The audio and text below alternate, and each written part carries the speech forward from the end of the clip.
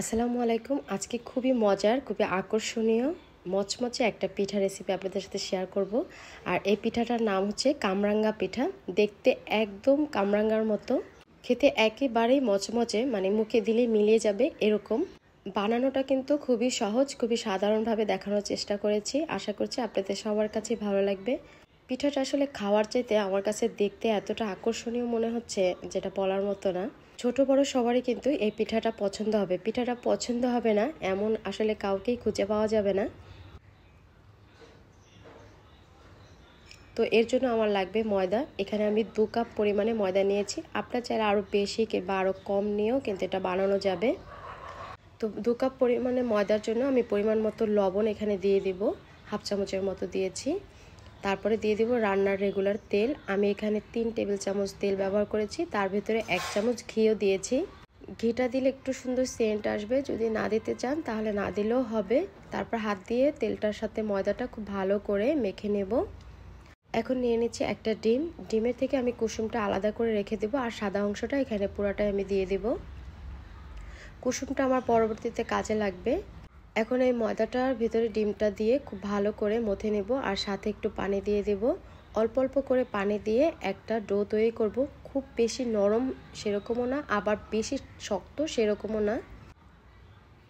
ডোটা আমার হাতে দেখলে হয়তো আপনারা বুঝতে পারবেন।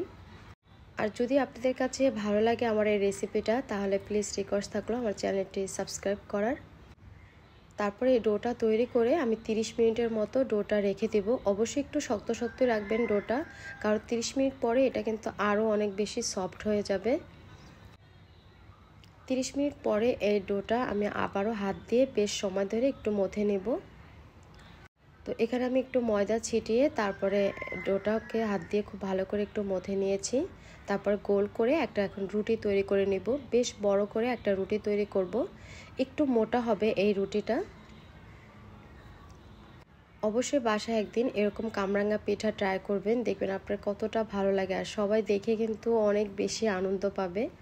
এখন দিয়ে দিচ্ছি কর্নফ্লাওয়ার। পুরা রুটিটাতে আমি কর্নফ্লাওয়ারটা এভাবে করে ছিটিয়ে দিব। তারপর আমরা যেরকম রেগুলার পরোটাতে ভাজ দিই, ঠিক সেভাবে ভাজ দিব, আর প্রতিটা ভাজে ভাজে আমি কর্নফ্লাওয়ার দিয়ে দিব। খুব বেশি একটা কর্নফ্লাওয়ার কিন্তু এখানে লাগে না, মানে 3 চামচের মতো হলেই হয়ে যাবে। প্রত্যেকটা পার্টে পার্টে আমি কর্নফ্লাওয়ারগুলো লাগিয়ে দিচ্ছি। এটা হয়তো আপনারা দেখেই বুঝতে পারতেছেন।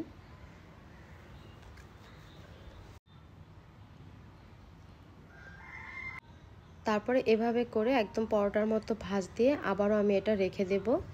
আর এরই ফাঁকে আমি এই কামরাঙ্গা পিঠার জন্য একটা চিনির শিরা তৈরি করে নেব।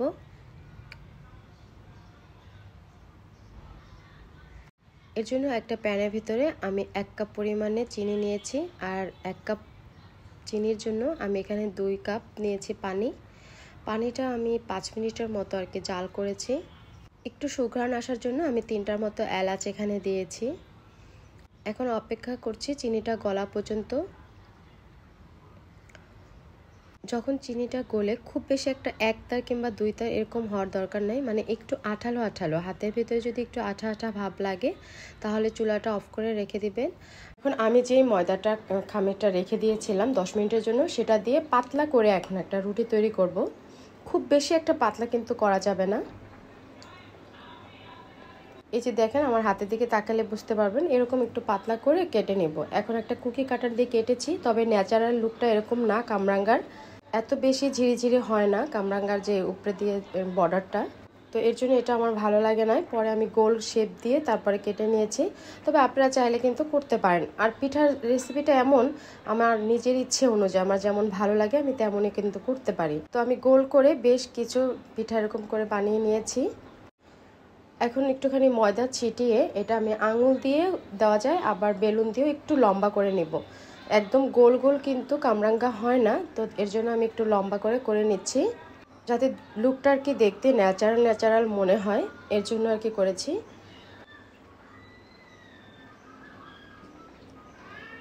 এখন ডিমের যে কুসুমটা আমি রেখে দিয়েছিলাম, সেই ডিমের কুসুমটা একদম লম্বা করে এখানে দিয়ে দিব। একটা রুটিতে দেওয়ার পরে এর উপরে আমি আর একটা রুটি দিয়ে দিব, মানে মোটমাট আমি 3টা রুটি এখানে ইউজ করব। এটার উপরেও আমি আবার ডিমের কুসুমটা লম্বা লম্বি করে দিয়ে দিব, তার উপরে আর একটা রুটি দিয়ে দিব। আশা করছি সবাই বুঝতে পেরেছেন। যদি কোনো প্রবলেম থাকে প্লিজ আমার কমেন্ট সেকশনে একটু জানাবেন। এখন নিয়ে নিচ্ছি আমি শাসলিকের কাঠি, 2টা কাঠির মানে নিচে আর একটা উপরে একটার দিকে দিয়ে দিতে হবে। তারপর সুতা দিয়ে 2 সাইডটা আটকে দিতে হবে। একটু ঝামেলার মনে হলেও পিঠাটা পরে বানানোর পরে কিন্তু মনটা একদম ভালো হয়ে যায়, কারণ এটা লুকটা এতটা সুন্দর লাগে যা বলার মতো না।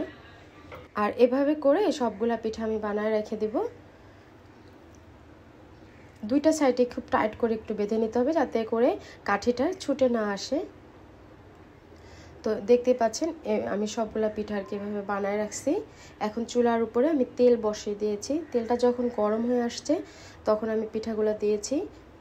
একটা কিংবা 2টার বেশি পিঠা আমি এখানে দিব না। যদি বেশি পিঠা দিতে চাই সেক্ষেত্রে কিন্তু পিঠাগুলো ফুলতে পারবে না, একটার সাথে একটা আটকে যাবে। পিঠাটা দেওয়ার মানে একটুখানি পরে দেখবেন যে আস্তে আস্তে পিঠাগুলো ফুলতে থাকবে। আর চামচ দিয়ে গরম তেলগুলা পিঠার উপরে একটুখানি ঢেউয়ে ঢেউয়ে দিতে থাকবেন। মানে 1 মিনিটের চাইতে কম সময়ের ভিতরে দেখবেন যে একদম চারিদিকটা পুরাটা ফুলে উঠেছে আর লুকটা একদম কামরাঙ্গার মতো দেখতে হয়েছে। এই কড়াইয়ের ভিতরে আমি 2টার মতন পিঠা তারপরে ভেজে নিয়েছি। আর এটা গরম থাকা অবস্থাতেই আমি চিনি শিরার ভিতরে দিয়েছি। আর এই কাঠিটা খোলাও কিন্তু খুব বেশি একটা কঠিন না, একটুখানি টান দিলে কাঠিটা খুলে আসবে। আর যে চিনি শিরাটা করে রেখেছি গরম থাকা অবস্থাতেই আমি এই চিনি শিরাটা উপরে দিয়ে দিলাম। খুব ইজিভাবে আর কি কাঠিগুলা খোলা যায়। আর আলহামদুলিল্লাহ একেবারে ন্যাচারাল যে লুকটা কামরাঙ্গার ঠিক কিন্তু সেরকমটাই হয়েছে। একটু সময় লাগলেও পিঠাগুলো দেখে বললাম না মনটা একদম ভরে যায়। তো বাসায় একদিন আপনারাও ট্রাই করবেন। আর আপনাদের কাছে কেমন লেগেছে সেটাও আমার কমেন্ট সেকশনে জানাবেন। তো আজ এ পর্যন্তই, আল্লাহ হাফেজ।